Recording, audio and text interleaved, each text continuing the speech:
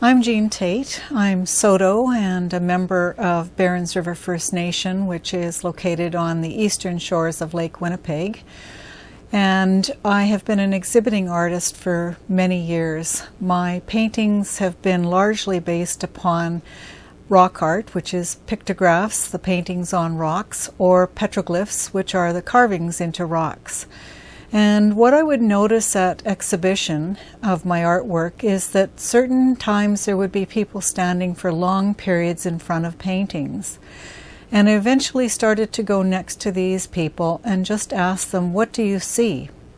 And when I asked that question, what would happen is there would be this outpouring of story that they were actually making connections either with the original intention of what those paintings were, or they were beginning to tell their own story through my art. So that intrigue is what eventually led me to study art therapy, and I did so at the Kootenay Art Therapy Institute in BC. I graduated in 2008 and began my private practice, which I call Art Can Heal. And I see individuals, but I also see groups and have done a lot of work with different agencies and First Nations communities. What we're recognizing these days is that creativity is the third most important skill for employees after complex problem solving and critical thinking. So we need creativity even more for innovation, especially at this time as we've had to continually innovate and find new ways of reaching out to people. Art therapy, how it works is that the art actually becomes the container for the difficult thoughts and feelings, and then it allows us to process those thoughts and feelings and experiences by being able to externalize that, to put it outside of ourselves. That allows for the ability to see and be a little more objective as to what's going on with us. I always begin my art therapy and sessions by using ceremony. I often use water, and that is something that's accessible to all, so that's why I use water. And I call in those grandmothers and those grandfathers to be with us in session. I also lead with doing relaxation exercises by teaching how to do a body scan. What we're finding that we know about trauma these days, and there's more and more information all the time, is that it's a bottom-up process, that we have to be able to access what's going on in the body and then move our way up into the mind.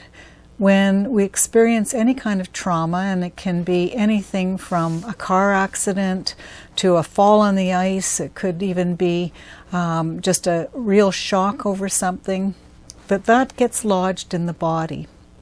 And the body itself has a memory. So how do we access those memories that are not really tied to language? And art becomes the obvious answer. So as art engages the senses and we are going at it in a relaxed state, that we can use all sorts of imagery to assist us to that relaxation response.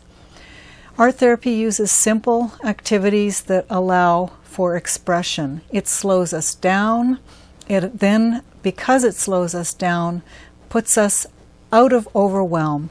Creative expression has also been studied and found that it can really slow down the blood pressure. It can stimulate those feel-good brain chemicals. It calms us down. So art used in this way improves our mood and outlook on life. It's become an illustration visually and an embodied visual illustration of our experiences. And it's through this externalization that's what opens the opportunity to view things, and that can stimulate the energy to change and heal. Art speaks for the person. So one thing I will really emphasize is that you do not have to be artistic in any way. any kind of art expression is really what the point of this is. We often say trust the process. It's about the process and not the art product at the end. The kind of work that I do, most people don't necessarily want to share it as a work of art, because this is an expression of sometimes deep feelings and deep thoughts, and allowing those to come up through the artwork. I'm also going to have additional videos, and will show those 3 different kinds of projects that I'm making as a suggestion of what we can do together.